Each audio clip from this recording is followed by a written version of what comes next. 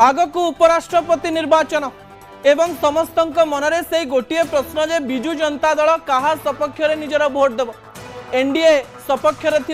प्रार्थी को भोट देव ना इंडिया मेंट जो प्रार्थी को आनी उपराष्ट्रपति प्रार्थी हिसाब से भोट देव ना यही भोट रु से निजक अलग रख भोट देव ना या भिन्न भिन्न चर्चा एवं आलोचना है जे यहाकु नेकरी नवीन पट्टनायक पाखक प्रधानमंत्री नरेंद्र मोदी फोन कले,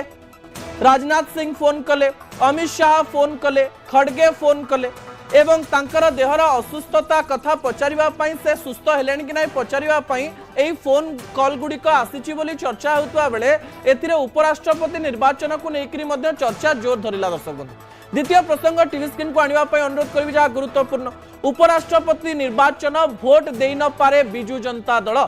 कौन पाई ए प्रसंग को लेकर आलोचना होउछि कहा जाउछि जे बिजु जनता दल वाकफ बिल रे विवेकानुमोदित भोट दवा कथा कहिबा परे सामान्य द्वंद्व रे रहिछि एवं बिजु जनता दल अनेक नेता कहि सारिचंती जे केंद्र रे जदि एनडीए सपक्ष रे आमे मत देउछु अर्थात आमे जदि देखि पारुछु आगको विकास हवार अछि किमा देशर मंगल हबो ताले आमे तांकु सहयोग करिवु किंतु एही समय राज्य रे मुख्य विरोधी दल रे रहिछि